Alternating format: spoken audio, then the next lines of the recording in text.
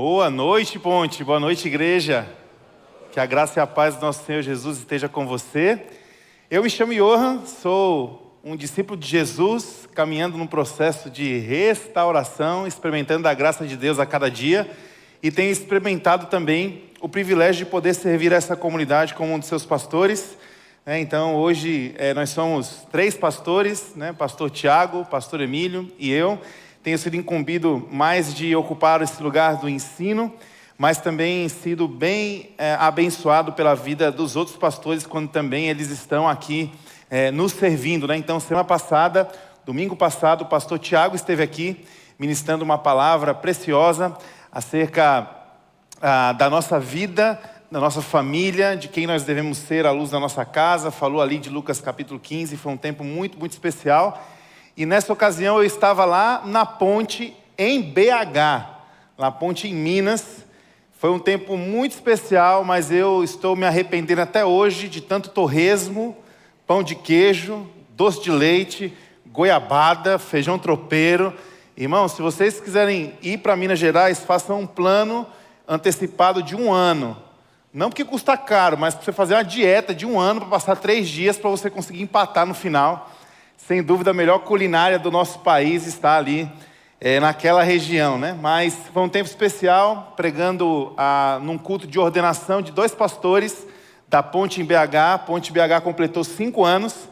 É a nossa irmã mais velha, de 1 ano. E foi muito legal estar ali com os irmãos, A Vanessa também teve a oportunidade de estar comigo. E nós tivemos também um retiro dos pastores das outras comunidades, das outras igrejas, e foi um momento de Deus, e eu quero louvar a Deus também por esses dias, Bom, mês de agosto, algumas pessoas pensam assim: agosto é o janeiro do segundo semestre. Então eu gostaria de te convidar, lhe incentivar, lhe inspirar a este pensamento. A gente passou o vídeo aqui do começo do ano, o início do ano, o tema do ano, a boa parte. E no começo do ano nós geralmente fazemos algumas promessas, Então é a dieta que você prometeu, é o idioma que você iria aprender, era alguns compromissos que você assumiu diante da sua família, ler a Bíblia ao longo do ano todo, ter uma vida mais regada de oração. Então, os compromissos que você fez lá em janeiro e que talvez você já se esqueceu, Vamos olhar para agosto como o janeiro do segundo semestre e vamos retomar esses planos, Então as férias acabaram e eu queria incentivar você a revisitar esses planos e se animar. Ainda dá tempo de ser fitness, amém, igreja? Esse lado aqui foi terrível, esse aqui não vou nem falar, Amém, igreja? Dá tempo ainda? Dá tempo. Aprender um idioma, amém, igreja? Orar, amém? Ler a Bíblia toda, dá tempo ainda. Enquanto a vida há esperança. Mas também, em especial, é tempo de servir. A Ponte é uma igreja que acontece não só aqui aos domingos, mas também acontece ao longo da semana em diversas iniciativas e em ocasiões. Nós precisamos e contamos com um grupo de pessoas de aproximadamente 150 pessoas por semana fazem a ponte acontecer, não só no domingo, mas ao longo da semana. Então, se você está aqui, voltou de julho, de férias, eu quero te incentivar também a recuperar esse valor na sua jornada, na sua vida, que é servir os seus irmãos, que é fazer parte do corpo, se envolver. Então, se você por acaso não está servindo, está desplugado, eu quero te incentivar a fazer parte dessa campanha. Mas, Johan, eu ainda não faço parte da ponte, eu posso servir? Preencha a sua fichinha, a gente vai entrar em contato com você. O importante é que você possa estar conosco e fazer parte. Além disso, falando em fazer parte, eu queria, antes de passar para o tempo de mensagem, também mostrar uma foto linda para vocês do que aconteceu aqui ontem, no sábado. Nós recebemos novos membros na nossa comunidade, recebemos mais de 40 pessoas, irmãos e irmãs amadas, que fizeram curso de novos membros, passaram pelo processo de entrevista e ontem foram recebidos aqui de uma forma muito especial. Se você ainda não é membro da comunidade, tem esse desejo, Fica ligado porque logo mais nós teremos uma nova edição do nosso curso de novos membros, certo? E quero também destacar, já foi falado no SAP, mas eu preciso destacar, próximo domingo nós teremos batismos aqui na igreja. Se você não é batizado ainda, não entende bem, gostaria de entender melhor, domingo que vem nós teremos uma aula, antes dos nossos cultos, sobre o batismo. E se você não é batizado, eu quero te incentivar a se inscrever e a participar. Mas eu não sei se eu vou batizar ainda, não tem problema. Traz a sua roupinha, roupa extra, toalha. Vem para este momento, porque isso é um marco na sua caminhada cristã. Quero convidar você a abrir a sua Bíblia em Lucas capítulo 10. E nós vamos, nessas próximas 3 semanas, conversar acerca de uma parábola muito conhecida, que é a parábola do bom samaritano. No mês passado nós terminamos a primeira etapa do estudo do livro de Atos, e nós vamos retomar o livro de Atos em setembro, e nesse intervalo de agosto nós estamos nessa série local, uma série aqui da nossa comunidade de fé, onde nós vamos olhar para essa parábola, pensando nesse tema: não desperdice a sua vida, não desperdice a sua vida. Sócrates, filósofo grego, tinha uma frase com a premissa de que quando eu e você, nós não avaliamos a nossa vida, uma vida não avaliada não é digna de ser vivida. Eu e você, quando não avaliamos a nossa vida, estamos já jogando a nossa vida no lixo. Então, de quando em quando é importante, para que nós possamos aproveitar e desfrutar dessa vida, é importante pausar, é importante reconsiderar, é importante avaliar, é importante recalcular a rota, é importante se arrepender, é importante saber ouvir as pessoas que estão ao nosso redor, porque geralmente são estas pessoas que Deus utiliza como alarmes e sinais de que nós precisamos corrigir a nossa rota.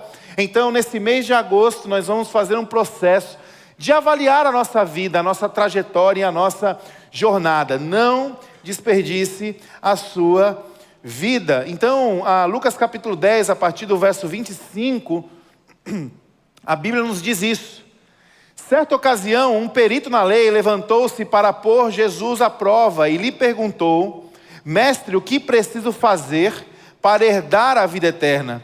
O que está escrito na lei? Respondeu Jesus. E como você a compreende?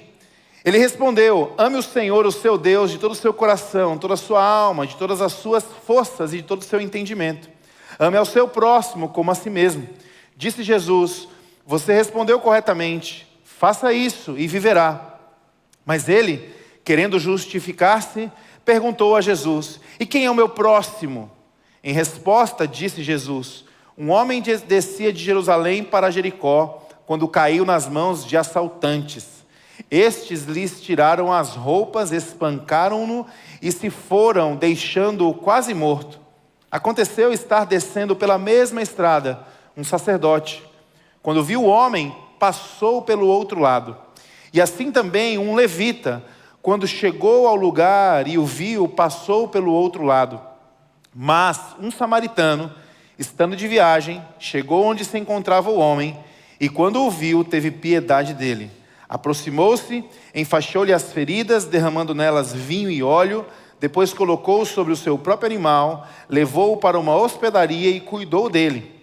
No dia seguinte, deu 2 denários ao hospedeiro e lhe disse: cuide dele, quando eu voltar lhe pagarei todas as despesas que você tiver. Qual desses 3 você acha que foi o próximo do homem que caiu nas mãos dos assaltantes? Aquele que teve misericórdia dele, respondeu o perito na lei. Jesus lhe disse: vá e faça o mesmo. Se você puder fechar os seus olhos, curvar a sua cabeça. Pai, nesta noite nós queremos render graças ao Senhor. Muito obrigado por tudo que pudemos vivenciar e experimentar ao longo dessa semana. Coisas boas, mas também coisas difíceis. Coisas que nos fizeram se sentir animados com a vida, mas algumas vezes também coisas que nos angustiaram. E é nesse mix de sentimentos, de emoções, que nós podemos aqui descansar descansar a nossa mente, o nosso coração, repousar e debruçar na Tua palavra. A minha oração é que Teu Espírito nos guie sobre toda a verdade, que o Senhor fale conosco nesta noite, que seja uma noite de recuperar o ânimo em caminhar junto ao Senhor, seja uma noite de avaliação, mas também uma noite de decisão, que seja uma noite de salvação, de reconciliação, uma noite de compreendermos ainda mais quais são os Teus planos e a Tua vontade para as nossas vidas. Esta é a minha oração, no nome santo de Jesus. E a ponte diz: amém e amém. O que posso fazer para herdar a vida eterna? Essa história começa com essa interrogação. Esse religioso estava lidando com uma profunda sensação de que a vida não era somente essa vida ordinária, essa vida rotineira, esse sentimento de que a vida não pode se resumir somente em dormir, acordar, comer, trabalhar, dormir, acordar, comer, trabalhar. Esse religioso, ele estava na busca de uma dimensão, de uma outra dimensão da vida. Parece que ao chegar para colocar Jesus à prova e testar se de fato Jesus era o seu Messias ou o Messias, ele aproveita o momento do teste para colocar sobre a mesa inquietações acerca da sua alma. Será que existe algo nesta vida que eu desconheço? Será que você já esteve nesse lugar? No lugar de pensar, a vida é somente isso? A vida é somente acordar, se alimentar, tomar banho, trabalhar, dormir, voltar, sair de férias de vez em quando. Será que existe algo mais?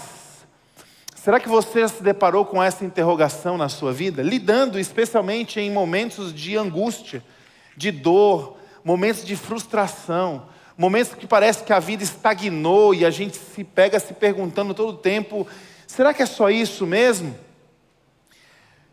Aqui, muitos, diante desta interrogação, buscam a religião, buscam a espiritualidade, buscam a transcendência, na expectativa de que essas sensações que nós possamos experimentar, elas possam nos tornar mais aptos ou confortáveis diante das interrogações da vida.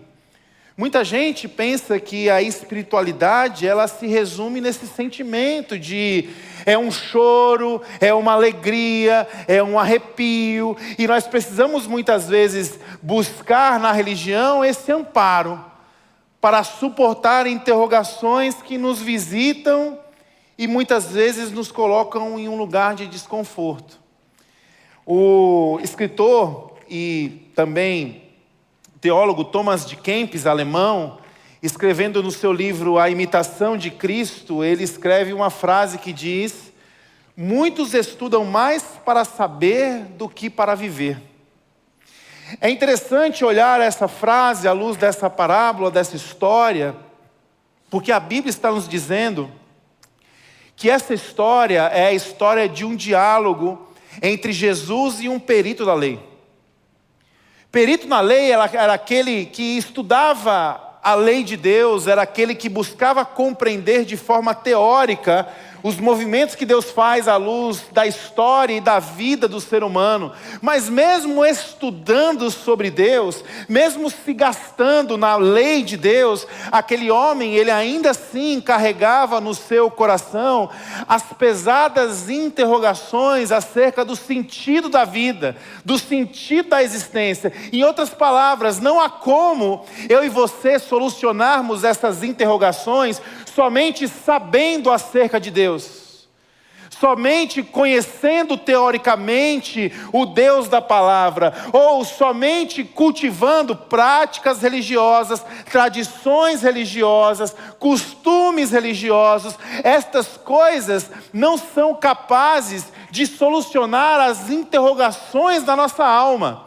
Aquele homem era um perito na lei, mas mesmo assim aquele homem andava em confusão. Tanto é que quando Jesus ele vai conversar e começar o seu diálogo, o diálogo de Jesus não está somente no campo do saber. O que diz a lei? O que você sabe sobre a lei? Na caminhada espiritual, seguir Jesus envolve sim conhecimento e entendimento de sua palavra. Um dos ministérios do Espírito Santo é nos esclarecer acerca desta verdade. O próprio Jesus disse: olha, vocês pecam, vocês erram, porque vocês desconhecem o poder, mas também desconhecem a palavra de Deus. Então, a caminhada e a jornada cristã, ela perpassa sim pelo conhecimento, mas ela não pode estagnar nesta etapa de desenvolvimento. Por quê? Porque nós somos chamados não somente a viver pelo que sabemos, nós somos chamados a compreender, a praticar, a experimentar, a conformar ou converter a nossa vida segundo aquilo que nós cremos. Então, uma vida não desperdiçada, ela não é só não desperdiçada pelo que ela é capaz de reter a título de conhecimento. Nós não desperdiçaremos a nossa vida a partir do momento que nós vamos decidir viver à luz daquilo que nós sabemos. É por isso que Jesus, então, faz as duas perguntas. O que você sabe da lei? Como você a compreende? E aquele homem, então, mais uma vez, tentando ali conversar, articular, colocar Jesus à prova, ele vem com uma outra pergunta. E a pergunta é: ok, o que eu tenho que fazer para herdar a vida eterna? Essa foi a primeira pergunta. E a segunda pergunta do homem, diante das duas perguntas de Jesus, é a pergunta acerca de quem é o meu próximo. Ok, Jesus, saber a lei decorada, a teoria eu sei. Agora, quem é o meu próximo? Essa conversa sobre eternidade, ela é uma conversa muito interessante. Porque quando eu e você, nós pensamos sobre a palavra eternidade, veja se não é assim. Quando nós falamos eternidade e olhamos à luz dessa história, nós estamos olhando dentro de um aspecto. Qual é o aspecto? O que cabe a mim. Eternidade é uma coisa que diz respeito ao eu. Eternidade é uma coisa que diz respeito ao futuro. Então, Jesus, eu estou interessado em saber como o eu pode garantir um futuro. Quando nós falamos sobre eternidade, a eternidade ganha esse aspecto no diálogo. Começa assim, é uma pergunta de quem quer resolver um problema do eu acerca de um futuro. E aí, quando nós olhamos para Jesus respondendo essa pergunta e contando a história do bom samaritano, para tentar explicar àquele homem o que eternidade significa, nós começamos a entender uma coisa completamente diferente. Enquanto o religioso teórico achava que a eternidade era uma coisa que dizia respeito ao eu e ao futuro, Jesus, quando conta a parábola do bom samaritano, está nos ensinando que eternidade é uma coisa que diz respeito ao outro no agora. Interessante pensar sobre isso. A pergunta sobre a eternidade dá origem a uma outra pergunta. Pergunta essa que nós precisamos responder à luz do próximo e à luz do hoje. E aí aquele homem pergunta: quem é o meu próximo? A possibilidade de experimentarmos a eternidade, ela está no entrelaçar do amor a Deus, amando os outros. Jesus, como eu posso experimentar amar a Deus sobre todas as coisas e amar ao próximo como a mim mesmo? Como isso pode ser experimentado aqui? Isso pode ser experimentado quando eu entrelaço a minha vida. Ou seja, quando eu consigo compreender que eu não tenho como amar a Deus se eu não estou entrelaçado em amor pelos meus irmãos. E eu não tenho como amar os meus irmãos se eu não estiver entrelaçado no amor de Deus. 1 João, 4:20, a Bíblia nos diz isso. Se alguém afirmar, eu amo a Deus, mas odiar o seu irmão, esse é um mentiroso. Pois quem não ama o seu irmão a quem vê, não pode amar a Deus a quem não vê. Portanto, esta parábola do bom samaritano, ela pode ser interpretada como a resposta a esta pergunta: como eu não desperdiço a minha vida? Esses dias eu fui profundamente tocado assistindo a um filme de 1997, um filme chamado A Vida é Bela. Gostaria de recomendar esse filme para vocês. A dinâmica do filme, da gravação e do enredo é totalmente diferente das dinâmicas do hoje e do agora. Quando nós assistimos um filme hoje, a gente não tem muito tempo, a gente não está muito afim de se concentrar, a gente não quer entender muitos detalhes, a gente quer uma coisa bem rápida, bem pronta, bem direta, bem continuada, sem muitas lacunas. E esse é um filme que nos faz, às vezes, sentar, parar um pouco, concentrar, entender os detalhes. É um filme que retrata sobre a vida de uma família que esteve presa em um campo de concentração. E o pai do seu filho, se eu não me engano, Josué, ele tenta fazer com que aquela experiência terrível possa parecer para o seu filho, para a sua criança, uma grande brincadeira. É um filme profundo, é um filme muito forte. Também estudando sobre a vida de Viktor Frankl, um homem que escreve sobre o sentido da vida, eu fui muito inspirado a olhar para a luz dessa frase. Será que nós estamos desperdiçando a nossa vida? O que seria viver? O que seria aproveitar a vida? Nós temos pelo menos 3 caminhos, 3 linhas para poder destinar a nossa vida. A primeira delas é uma vida baseada no poder. Quanto mais poder eu tenho, mais a vida faz sentido para mim. A segunda alternativa, a alternativa inclusive de Freud, é quanto mais prazer você tiver na sua vida, mais sentido a sua vida vai ter. E aí nós temos a terceira alternativa de Viktor Frankl. Ele diz que a vida ela não pode ser baseada no poder e no prazer, porque haverão momentos onde nós seremos privados dessas coisas. E ele então se questiona e reflete como um prisioneiro num campo de concentração: por que essas pessoas que estão aqui comigo, privadas do prazer e do poder, elas não estão cometendo suicídio? Porque mesmo sabendo que elas estão caminhando para serem executadas, por que elas ainda insistem em viver? Porque maior do que o prazer ou maior do que o poder, o sentido da vida ganha-se no propósito. Eu e você, nós não vamos desperdiçar a nossa vida quando nós tivermos de forma muito clara no nosso coração e na nossa consciência o porquê nós estamos aqui.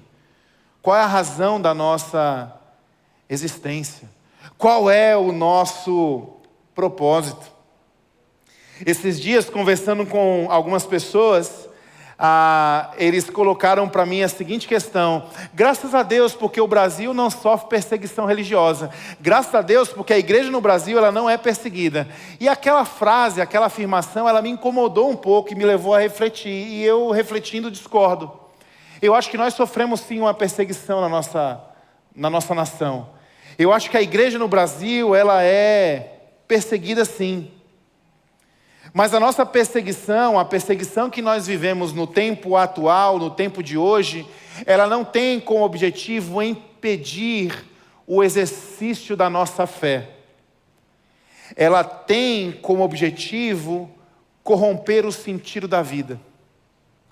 Ou seja, nós temos muitos lugares onde as pessoas estão se reunindo como igreja, mas elas se reúnem ao redor de um Deus, na busca de um Deus para ter prazer e poder.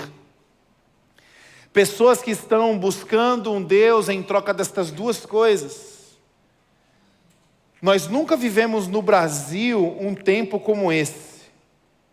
Nossas igrejas, elas nunca foram tão ricas de recursos. E ao mesmo tempo elas nunca foram tão pobres de discípulos com uma fé amadurecida. Nós nunca estivemos como igreja tão lotados de pessoas, as igrejas nunca estiveram tão abarrotadas, mas ao mesmo tempo nós nunca tivemos cristãos que carregam dentro de si um vazio do seu senso de propósito, um vazio do seu senso de existência. Por que eu estou vivendo? Qual é a razão de existir? E olhando à luz dessa parábola, eu gostaria de tomar um caminho bem diferente do que costumeiramente as pessoas fazem quando trazem essa parábola.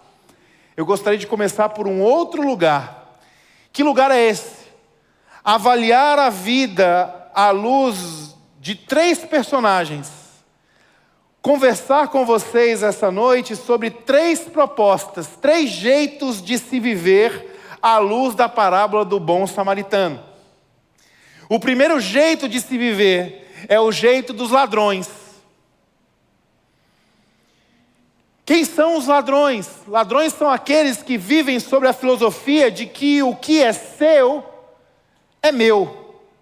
O que é teu é meu. Quem aqui já foi assaltado? Levanta a mão. Assaltado. Nossa, a experiência não foi boa não, né, gente?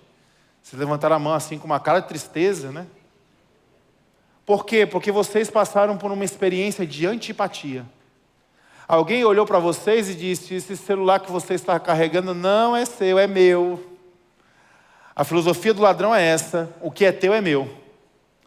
A filosofia dos religiosos: o que é seu e o que é meu. O problema que é seu. O meu problema é meu problema.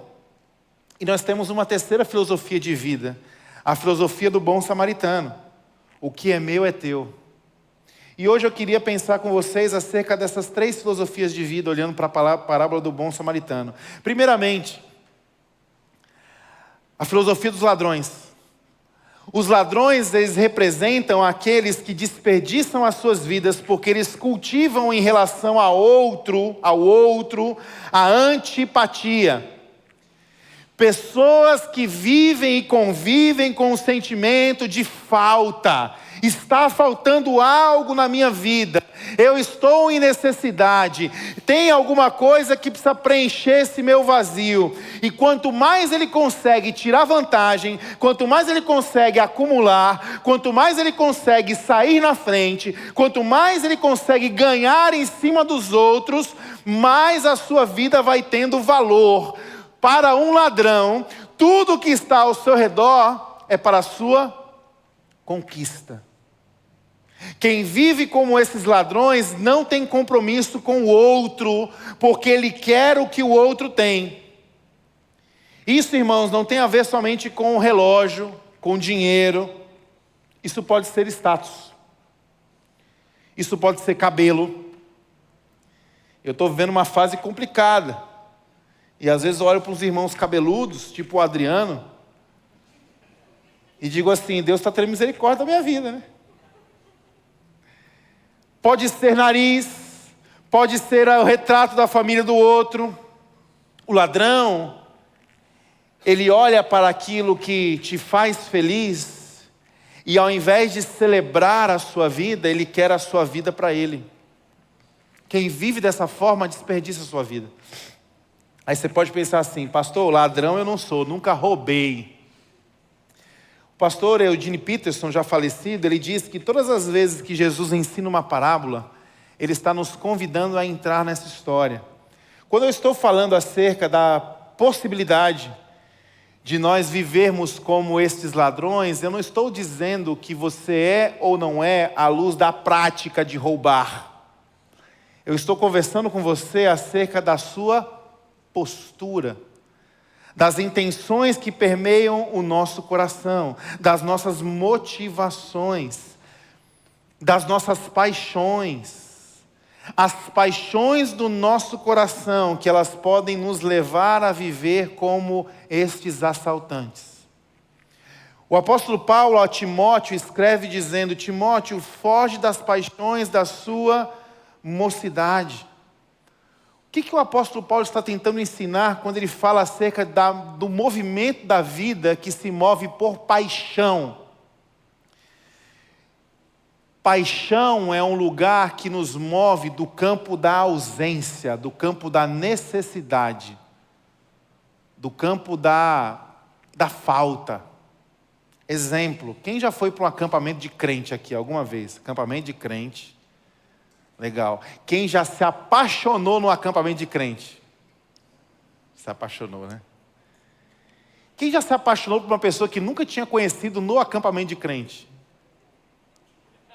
Uma pessoa corajosa ali, a Renata. Foi o Adriano, Renato? Então depois vocês vão ter que conversar, né? Beleza. O que é se mover pela paixão? Você vai para um acampamento, você é adolescente, você pensa assim: ninguém me ama, eu não vou casar, ninguém gosta de mim, eu não sou bonito como fulano, eu não sou atraente como a ciclana. Você vai para o acampamento e você sai do campo da escassez. Aí você no acampamento conhece uma pessoa, e no segundo dia que você conheceu essa pessoa, você já está orando, dizendo: Senhor, o nome dos nossos filhos vai ser esse, Benjamim, Joaquim, nós vamos casar quando? Como é que vai ser? Não se mova pelas paixões. Em que sentido? Quando você se move por paixão, você se torna refém, escravo a situações. Quando você se move por paixão, você inclusive corre o risco, muitas vezes, de perder o seu valor e de se prostituir. É a pessoa que foi para o acampamento, nunca viu a pessoa e encontrou e disse: eu achei o amor da minha vida. Começa um namoro já pensando num casamento, e quando esse namoro acaba, a pessoa diz assim: a minha vida acabou. O que é isso? São pessoas que saíram para viver, e elas saem achando que estão no campo da escassez. E aí tudo vira paixão, tudo vira sina. O apóstolo Paulo fala para o Timóteo viver de forma diferente. Ele não vive pela paixão que sai do campo da escassez. Ele vive pelo amor. Nós precisamos aprender que o sentido da vida não está em viver como se nós estivéssemos em constante necessidade, porque em Jesus a nossa vida foi completa. Eu não tenho mais falta de nada, porque se eu tenho o Senhor como meu pastor, eu tenho tudo o que eu preciso. Eu não parto mais para as minhas relações numa tentativa de cumprir um meu vazio, até mesmo a ponto de me prostituir. Eu parto para uma relação com alguém, não na premissa de que esse alguém vai ser capaz de me fazer feliz, porque eu sou um balde vazio. Eu parto na premissa de que em Deus eu já estou cheio. E que eu só vou nesta relação transbordar aquilo que Deus está colocando dentro de mim. É alguém que está fugindo das paixões. Às vezes, presta atenção nisso. Às vezes, nós criamos pelas pessoas que estão ao nosso redor antipatia. Sabe aquela frase do crente? Meu santo não bateu com o santo daquela pessoa. Aí eu não suporto fulano. Quando nós criamos antipatias que não têm justificativa, que estão na base dos sentimentos, as razões das nossas antipatias não estão nas pessoas das quais nós estamos rejeitando. A razão das nossas antipatias estão em nós mesmos. Porque nós estamos olhando para o outro e enxergando no outro aquilo que nós achamos que nos falta. E por não sabermos encontrar em Deus resposta para as nossas carências e contentamento nele, nós começamos a ir contra as pessoas. Começamos a agir como criminosos, como marginais. Nós não temos a coragem de partir para o crime, literalmente.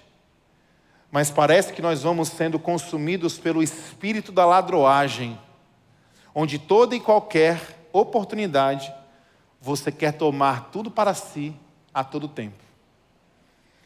Irmão, tem muito crente que é em vez de ter o Espírito Santo de Deus, ele tem o espírito da ladroagem. Vou dar algum exemplo aqui para você entender que eu estou te chamando de ladrão, sim. Primeiro exemplo. Alguém te liga e diz assim: fulano, história hipotética, fábula, conto fictício, conto de fadas. Fulano, vou dar um churrasco aqui em casa. Se no seu coração, ao ouvir a notícia que o seu irmão, o seu amigo vai dar um churrasco na casa dele, se a primeira coisa que vem ao seu coração é dizer glória a Deus, comida de graça, desconfie do Espírito que está em você. Se o segundo pensamento é: quem eu vou poder levar para esse churrasco? Será que eu vou levar meu primo, minha prima, meu vizinho, papagaio? Será que meu cachorro está podendo comer picanha? Desconfie do Espírito que está agindo em você. Se você é o irmão que vai para o churrasco e não leva nada, e ao final do churrasco você sai com 4 Tupperware, 2 de picanha, 1 de linguiça, 1 de farofa e 2 Coca Zero na mão, desconfie do Espírito que está em você. Porque você pode estar sendo regido pelo espírito da ladroagem. Que tal falar do casamento dos crentes? Falar das irmãs? Irmãs também têm espírito de ladroagem. Sabe quando acontece isso no casamento? O espírito começa a imperar no coração da gente quando a gente entra no lugar do casamento e a gente se depara com aquela mesa de chocolates e doces. Ali o espírito se manifesta. A gente começa a olhar para aquela mesa e a gente já olha para a nossa mesa olhando assim: tem um suplá, tem um guardanapo, onde é que eu vou colocar tantos doces? E aí, quando a festa está caminhando para aquele momento do ápice, que a cerimonialista diz: os doces estão sendo liberados, minha irmã, com muito amor no coração, escute e entenda. Se você é aquela irmã que na hora que o pessoal diz, os doces estão liberados, você puxa a toalha da sua mesa, e você parte para a mesa dos doces, olhando para as outras que estão indo para lá, como se elas fossem suas inimigas, eu quero te levar a considerar que talvez quem está dirigindo a sua vida é esse espírito de ladroagem. E agindo dessa forma, nós vamos criar antipatia com as pessoas. E criando antipatia com as pessoas, nós vamos desperdiçando a nossa vida. O segundo personagem dessa história são os religiosos.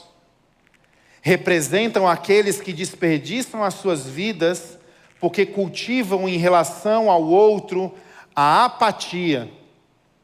O religioso é aquele que vive sobre a filosofia de que é cada um por si, é cada um com seus problemas, e a postura do religioso é a indiferença. É uma vida equivocada, porque vivem dessa forma como se estivessem fazendo isso como uma forma de serem santos, uma forma de darem manutenção à sua vida com Deus. Na cultura daquela época, eles não podiam entrar em contato com pessoas impuras, na prerrogativa de que a impureza do impuro iria contaminar quem era puro.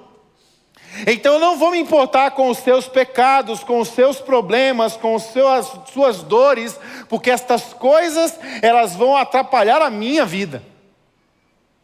E eu estou aqui ao serviço de Deus, eu não posso ser comprometido. Equívoco. Talvez aqui essa história seria como aquele que, desculpa, eu não tenho como te ajudar agora que eu estou indo buscar a Deus e adorar a Deus. Aí quando ele chega no lugar de Deus, ele encontra uma plaquinha: sair para atender uma pessoa que foi assaltada na estrada de Jericó. Onde Deus estaria, se não na vida daquele que for assaltado e estava sofrendo?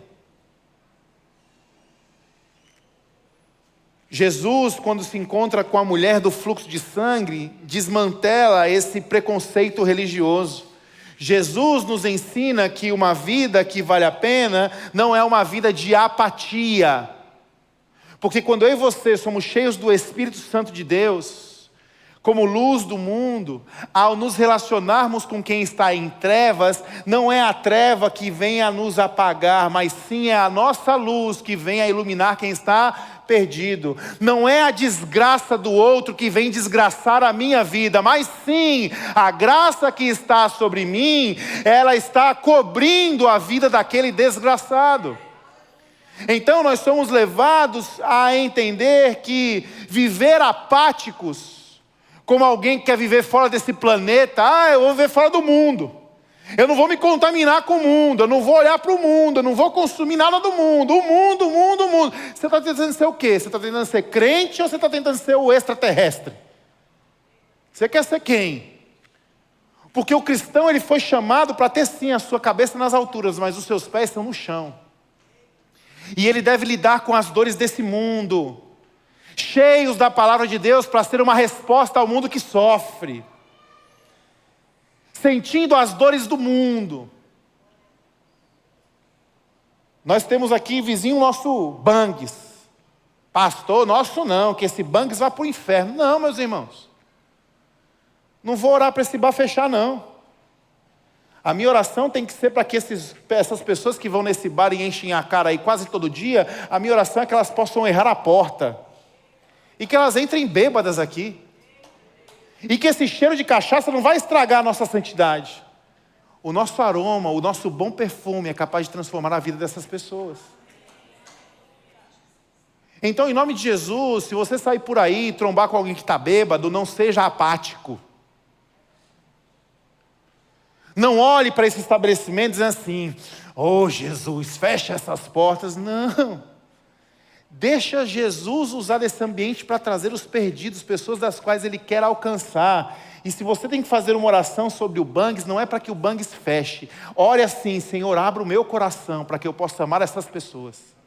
Abra o meu coração para que eu possa servir essas pessoas. Abra o meu coração para que em um momento que a gente cruze, o meu olhar, o meu boa noite, a minha educação seja usada como uma arma para alcançar o coração dessa pessoa, para que elas vejam em nós diferença.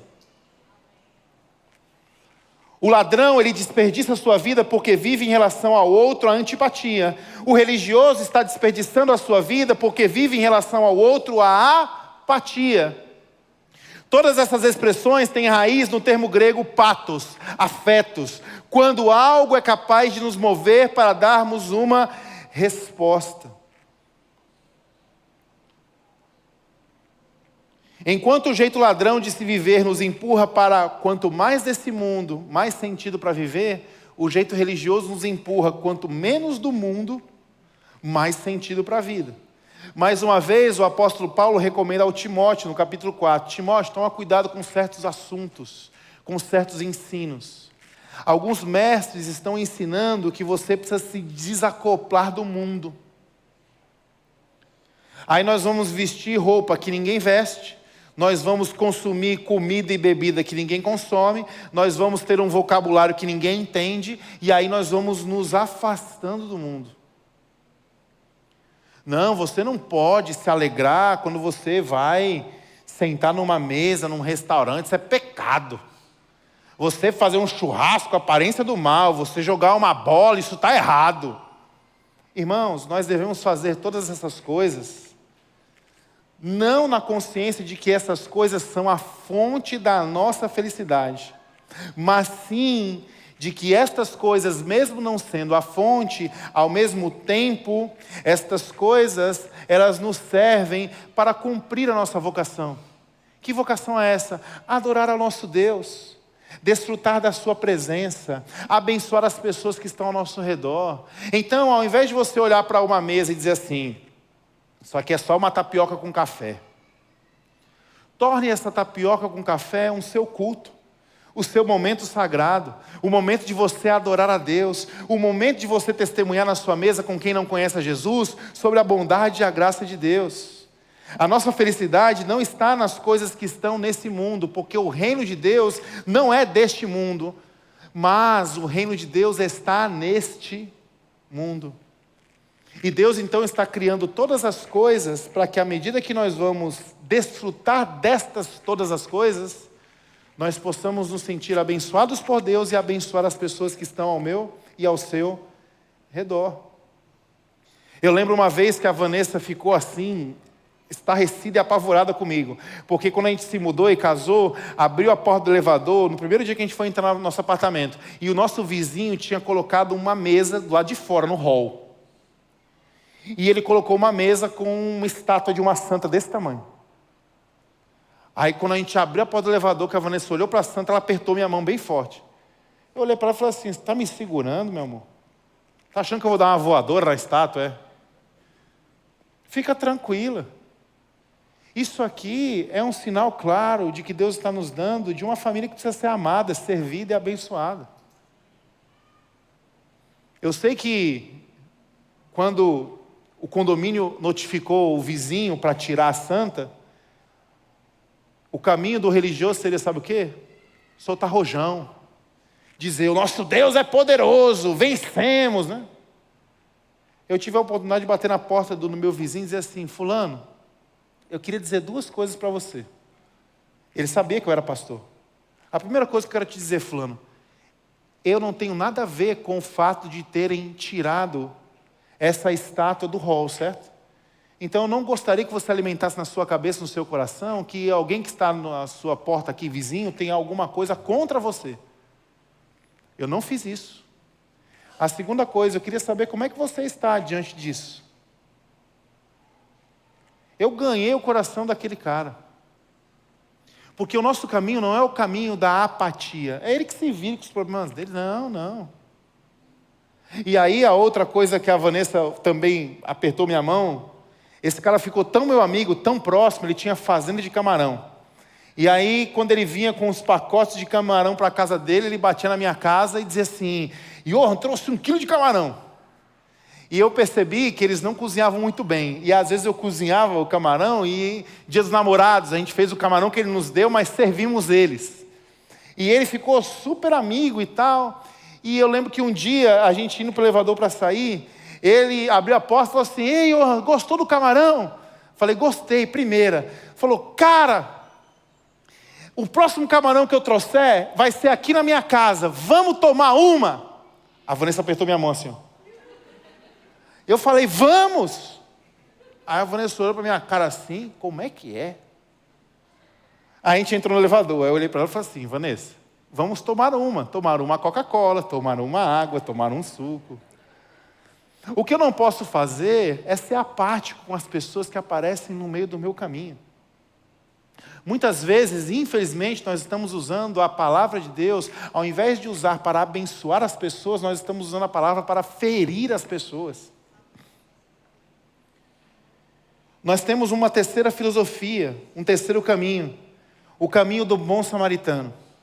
O bom samaritano, diferente do ladrão e do religioso, ele não está desperdiçando a sua vida. Por que ele não desperdiça a sua vida? Porque ele cultiva em relação ao outro a simpatia. Ou poderia ser a empatia. Aquele samaritano, ele olha para o outro e o outro não é um estranho. Ele olha para o outro e diz assim: eu preciso me envolver porque esse me pertence. Ele não é meu inimigo, ele não é meu rival, ele não vai tirar vantagem de mim, ou eu não posso tirar vantagem dele. Nós somos feitos da mesma matéria, nós estamos coabitando no mesmo planeta. E se eu estou no mesmo planeta que ele, possivelmente nós estamos no mesmo lugar para que nós possamos coexistir bem. Possivelmente Deus nos deu inteligência, mínima que seja, para que nós possamos cooperar um com a vida do outro. Então o samaritano, ele cultiva ao próximo, ao outro, esse sentimento. Esse me pertence, eu sou responsável por essa pessoa. Enquanto no Éden, Caim mata o seu irmão Abel, e quando Deus o questiona, a resposta dele é: o que eu tenho a ver com ele? Acaso eu sou responsável pelo meu irmão? Aqui o bom samaritano é o oposto.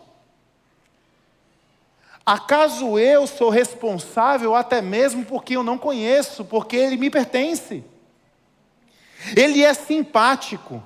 Ele não é antipático, ele não é apático, ele é simpático, ele é alguém amável e comprometido a ajudar.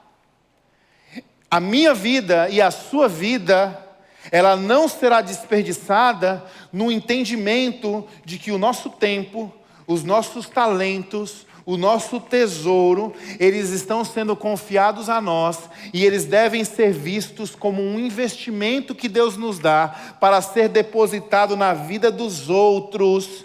Desta forma, nós vamos experimentar a eternidade acontecendo no agora, no hoje. Quando a gente olha tempo, talentos, tesouros e reconhece que Deus nos deu isso para nos harmonizar com o outro, abençoar o outro, nós vamos experimentar eternidade.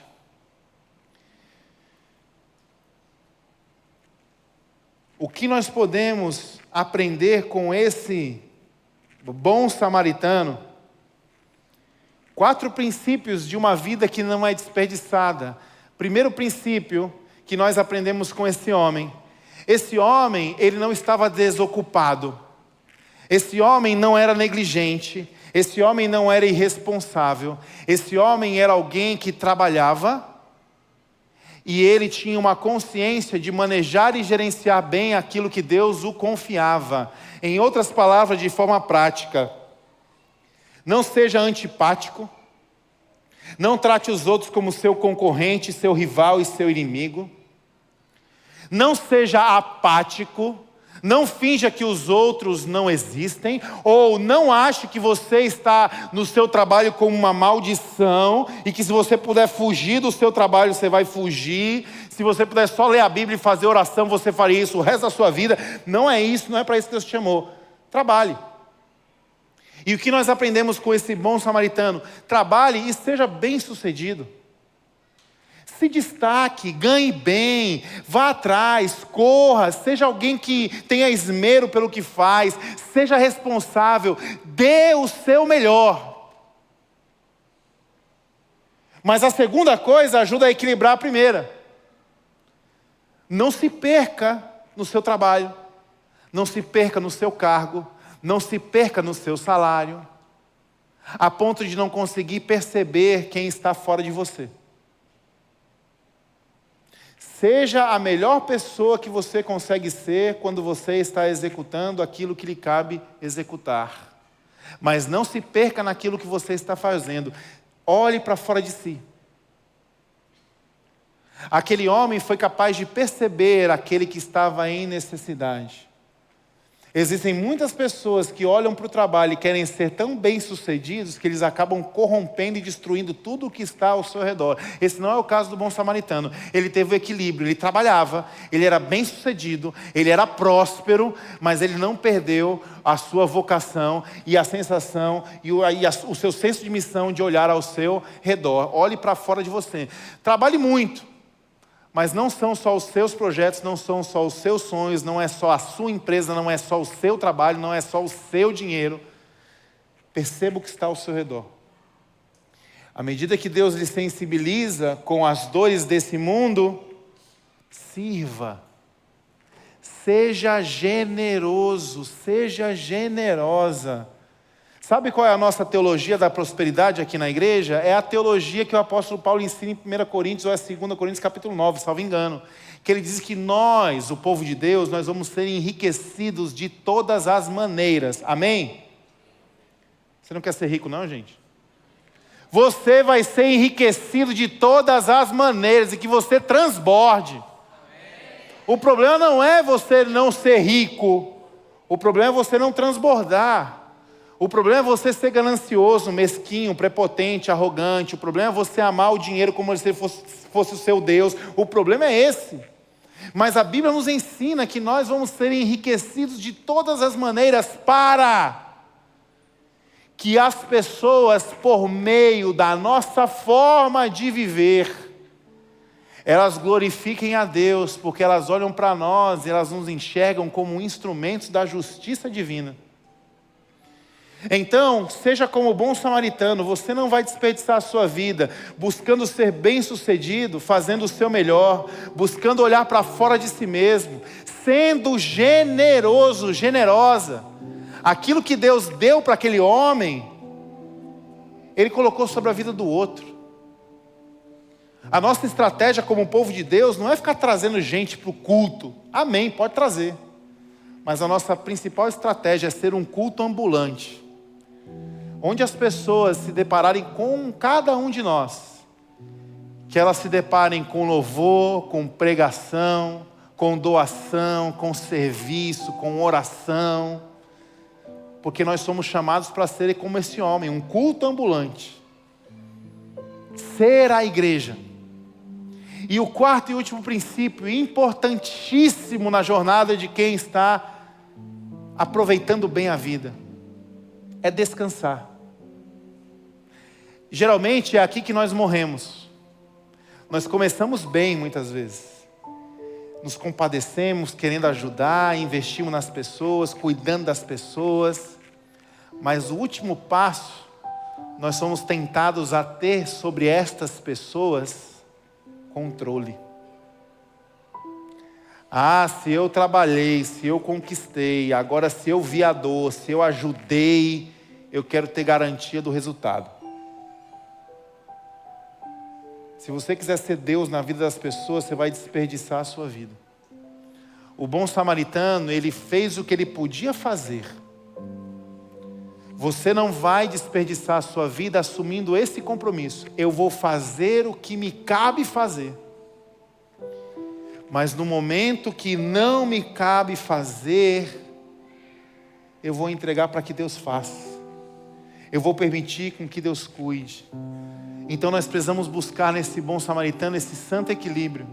Viver como se em momentos tudo dependesse de mim. Mas existem momentos que tudo precisa depender de Deus.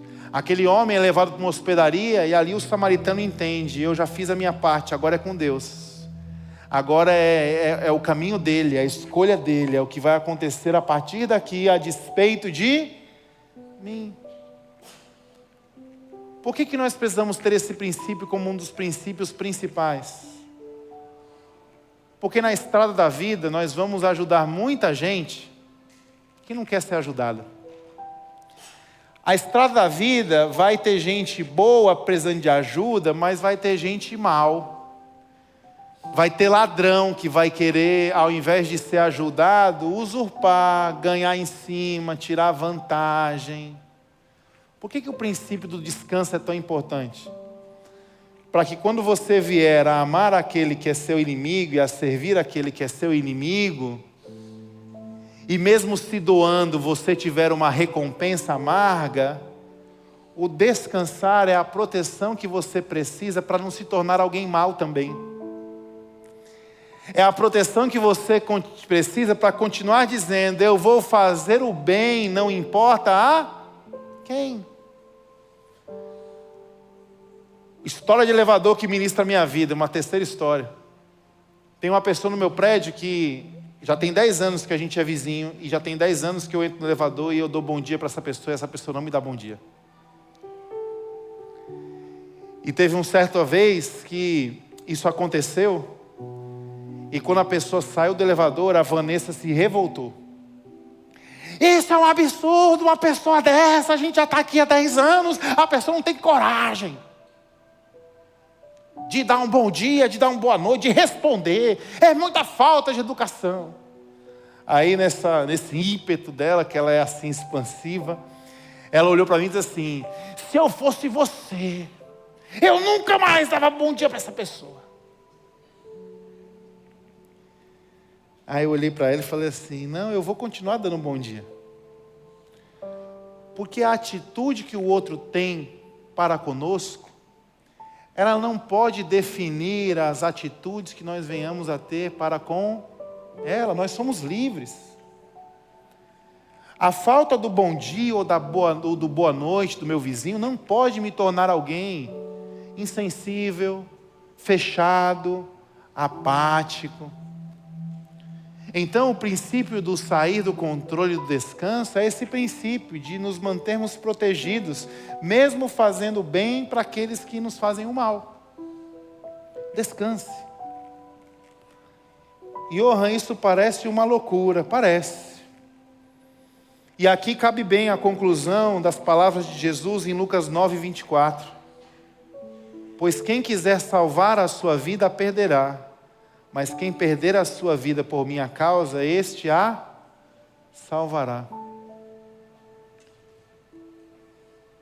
Os assaltantes estavam buscando ganhar a sua vida. O final da história, a vida perderam. Os religiosos estavam buscando salvar a sua vida, ganhar a vida. O resultado final dessa história, possivelmente perderam. Mas aquele que aparentemente estava entregando tudo o que tinha, perdendo a vida, aquele ganhou. Eu não gostaria de terminar essa pregação só te jogando esta responsa, de responder como têm sido os seus relacionamentos. A nossa vida é uma parábola. A nossa vida é uma história. É uma história que Deus faz parte, que nós fazemos parte, que pessoas fazem parte. É uma história que nós desfrutamos da eternidade aqui e no outro. E a mensagem poderia terminar assim: quem é você? Antipático? Antipática? Apático? Apática? Ou simpático, simpática? Quem é você? Mas eu não queria te entregar só esse peso para você poder responder diante do Senhor. E é o que eu preciso responder também. Eu queria terminar dizendo que a melhor forma de nós começarmos a vivenciar esta parábola é entender que antes de nos colocar na história, nós precisamos reconhecer que Deus está nessa história. E essa história é a história da nossa vida. Sabe quem é você nessa história? Sabe quem sou eu nessa história? Esse que foi assaltado. Esse que perdeu tudo à beira do caminho. Esse que pelas suas condições, o diagnóstico era: já está morto. Sabe quem é Jesus nessa história? Não é o religioso, não é o levita, mas ele é o bom samaritano que parou e disse: ainda está vivo. E ele coloca sobre a nossa morte a sua vida. Ele coloca sobre as nossas feridas o seu sangue. Ele nos levanta e nos leva para um lugar de cuidado. Ele não só cuida de nós, mas Ele paga a nossa conta, o nosso débito, a nossa dívida. E Ele ainda é aquele que diz: cuide, está pago, e se faltar alguma coisa eu volto e pago o que faltar. Na estrada da nossa vida nós vamos tropeçar e muitas vezes nós seremos feridos, muitas vezes nós vamos tropeçar em nós mesmos, os nossos pecados. Quem é Jesus? Aquele que pagou os pecados que nós já cometemos no passado. Aquele que já pagou os pecados que nós cometemos no agora. Se você se vê como alguém apático ou antipático, não perca a sua vida, porque Jesus continua te perdoando, te chamando, te levantando. Quem é Jesus? É aquele que disse: se faltar alguma coisa e se ele se sujar e cair, eu venho aqui e pago o que está faltando. Isso é o que o apóstolo Paulo nos ensina quando diz: onde abundou o pecado, superabundou a graça de Deus. Fecha os teus olhos, curva a sua cabeça, vamos orar.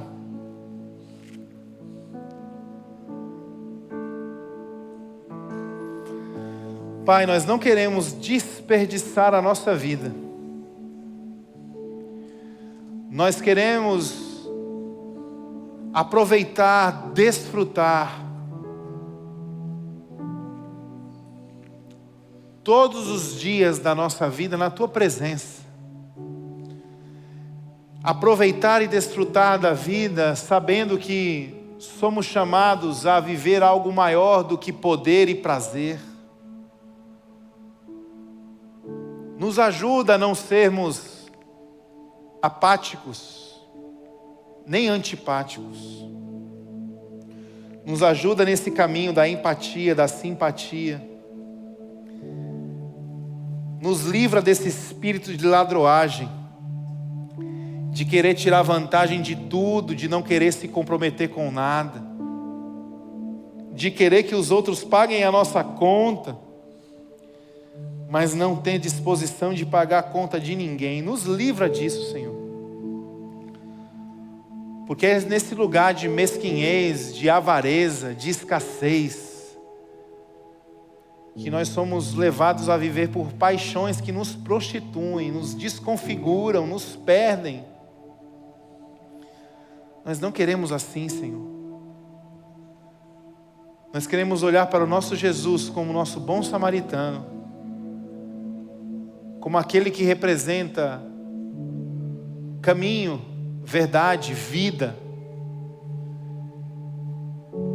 E à luz desse Jesus, nós queremos render a Ele, à medida que nos relacionamos com os outros. Nós queremos render o nosso tempo, nossos talentos e nossos tesouros. Porque é no hoje e no outro que em Cristo nós experimentamos da eternidade. Muito obrigado, porque Tua palavra nos direciona, nos chama a atenção, nos faz voltar ao caminho. E eu oro não só por mim, mas também pelos meus irmãos, que nós possamos continuar crescendo na estatura, na graça, no conhecimento do nosso Senhor Jesus.